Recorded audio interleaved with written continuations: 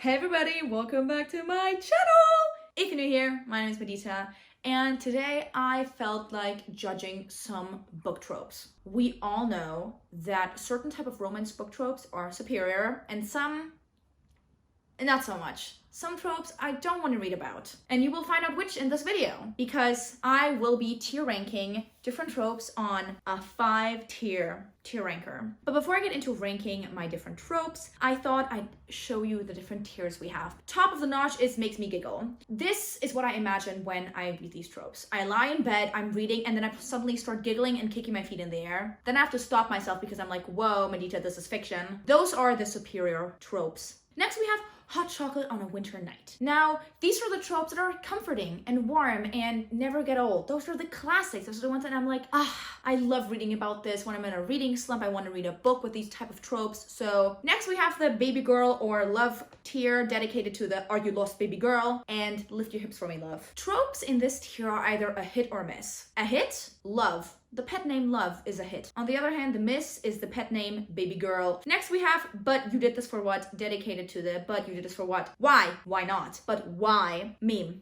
Because this tier is dedicated to the tropes that make me mad and frustrated because I don't understand why people do these tropes. It's annoying. It's useless. I don't like it. And last but not least, we have fingernails on chalkboard, basically tropes that are basically horror and made in hell.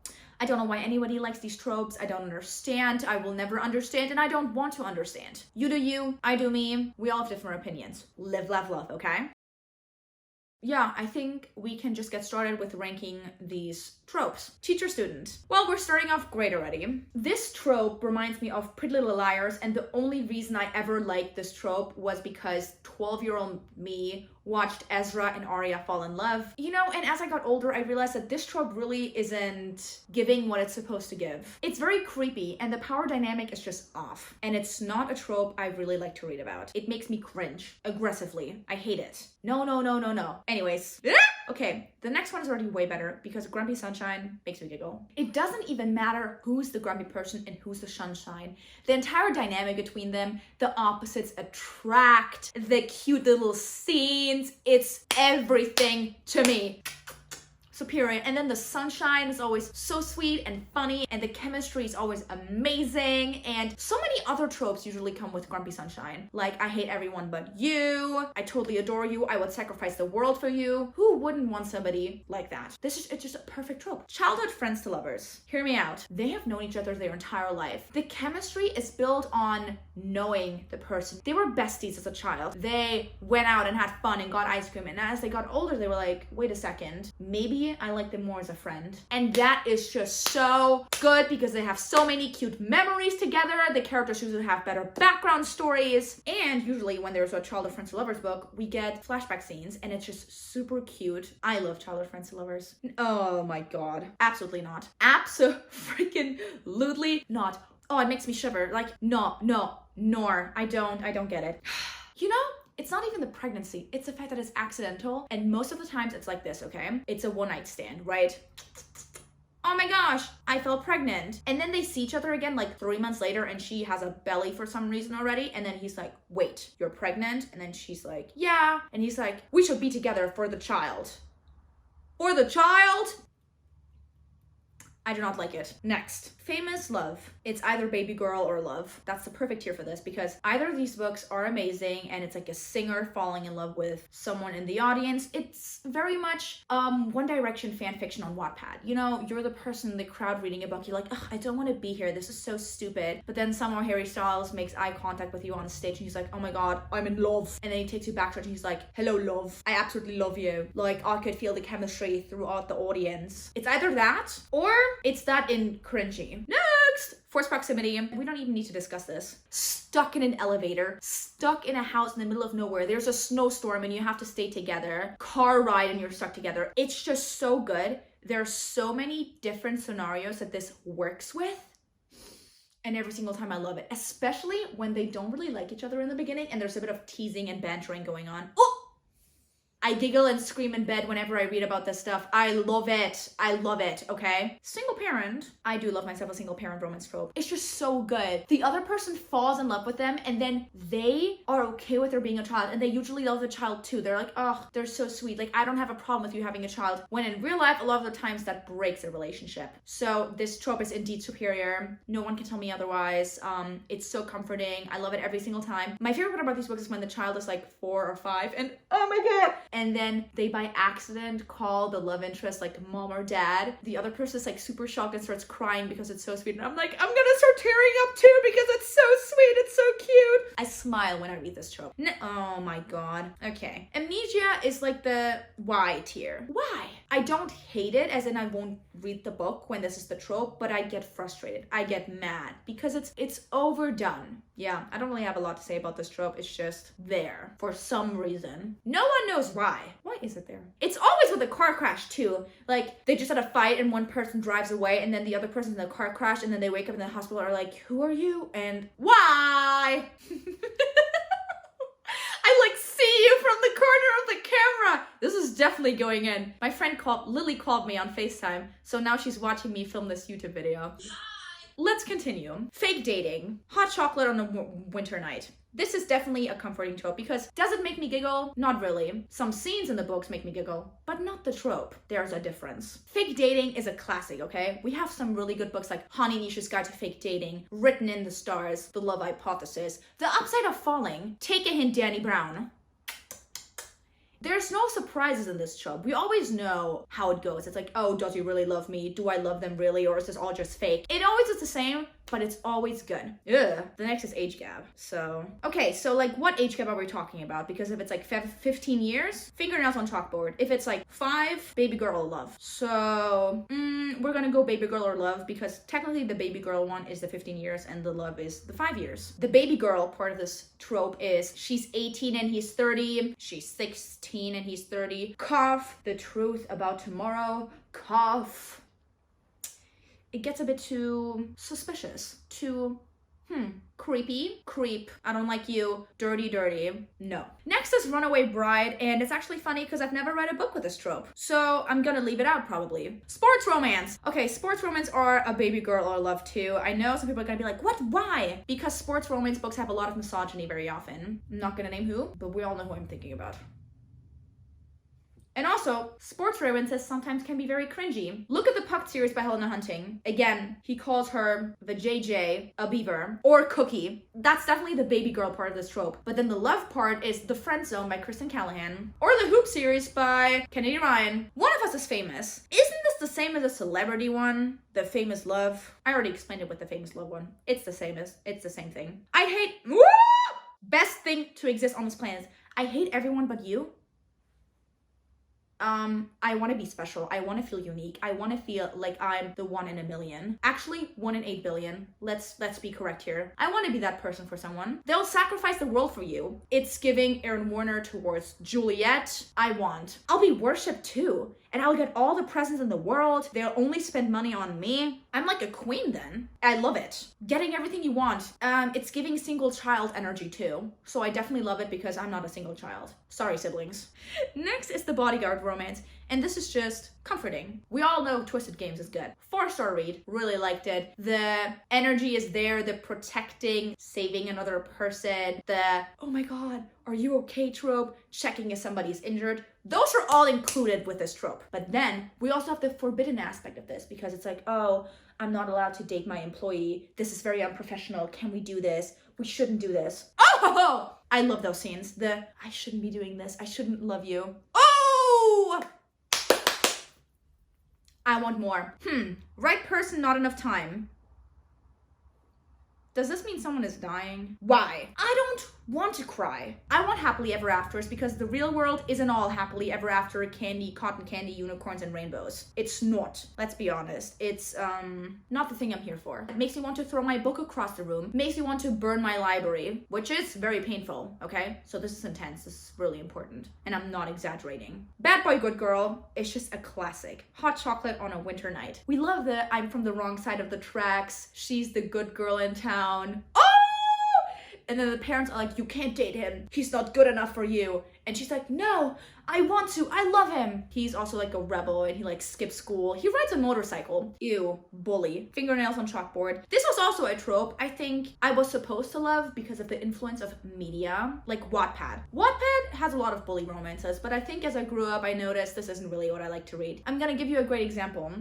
The Royal Elite series by Rena Kent is basically just bully romance, and I hated that series. He bullied this girl because he thought she was his half-sister, like they were blood related, and that's why he bullied her.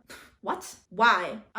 Make it make sense, because it doesn't at all. And it's also weird and cringy. Friends to lovers! Comfort, I love it. It's so good. It's so nice. It's sweet. It's warm. It's, oh, is this real now? Like, do I love him as more? Yes.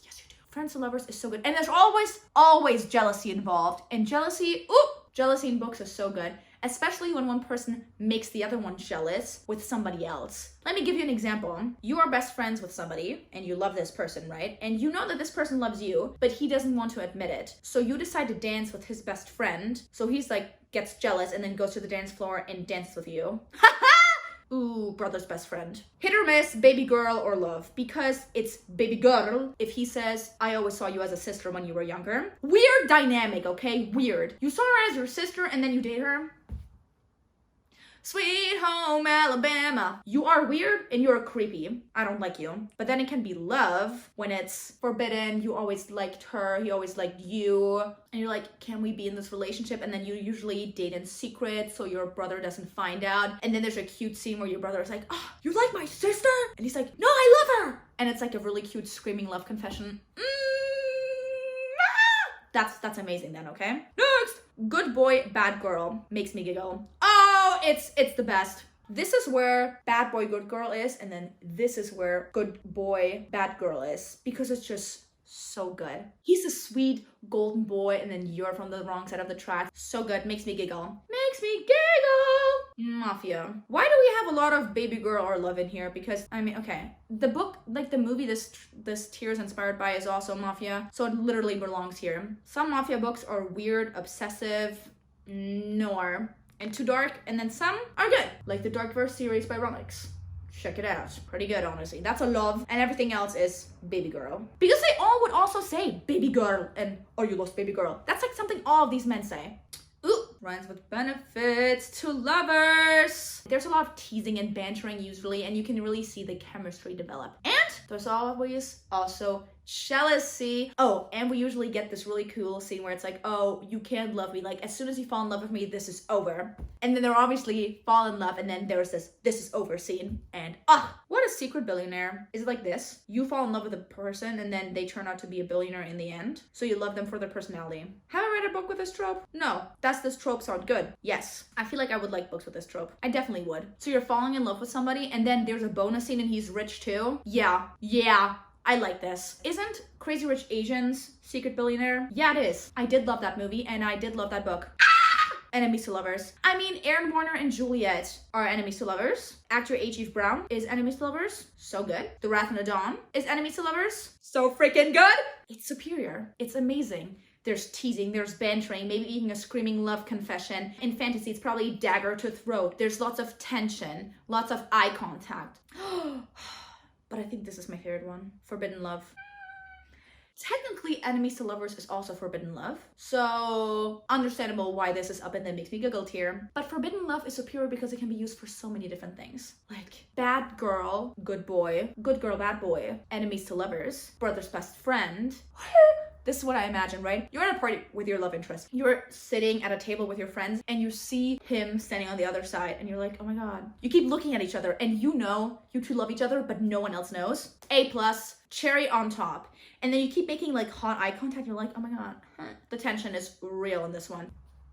It's all about the flirting with your eyes. Right person, wrong time. Is this like second chance? Because then hot chocolate during winter night. But if it is, they never get together in the end, it's fingernails on chalkboard. But I'm gonna go with a good one and say it's second chance romance, as in they see each other again 7 years later and then start dating. Because flashback scenes in books make a book get 1 star higher. It makes the book so much better. There's so much more backstory. The characters have way better personalities. There's more character development that you can also see. Strangers to lovers. Is this just not the normal love story like that exists on this world? This doesn't really fit in any of these categories actually. Strangers to lovers. I'm gonna put it in the baby girl or love tier. Because either it's love, aka lots of chemistry, lots of tension, lots of building of relationship, lots of finding out about the other person, maybe some secrets are being revealed, some opening up to the other person, some I never told this anybody but you. But it could also be baby girl, as in no chemistry, no developing of a relationship, falling in love way too quickly, and not slow burn. I think it fits into this tier. Soulmate! No. Sorry guys, I know soulmates is probably very, very popular. I don't like the soulmates trope. The soulmate trope excuses sometimes characters not having chemistry, or it's that this trope excuses somebody else acting like a total dickhead.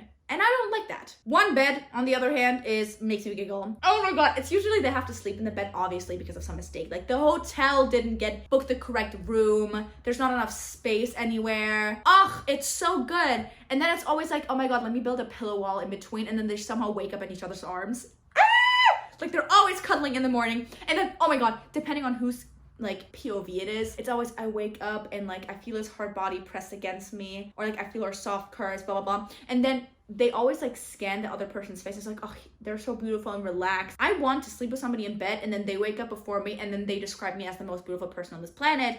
Sadly, I wake up with a swollen face though, so it's not like that. Arranged marriage. I'm gonna put it in the baby girl or love tier. Yeah, that seems like the correct place to put this in. It can be really good, but then also it's sometimes really weird and creepy. This is the version of the arranged marriage I love. When they already hooked up once in the past because they're like, oh, this is my last free night on this planet, like tomorrow I'm getting married, and then they accidentally hook up with their future husband or future girl, like wife. That is cool though. I love those tropes because they're like, you, and they're like, oh, you two know each other. And they're like, no, I don't know her. No, I don't know him. Oh, that's kind of good though. I like that. But if there is like a creepy, jealous ex who's kind of psychotic, then it's a baby girl one. No, then I don't like it. Love at first sight, but you did this for what?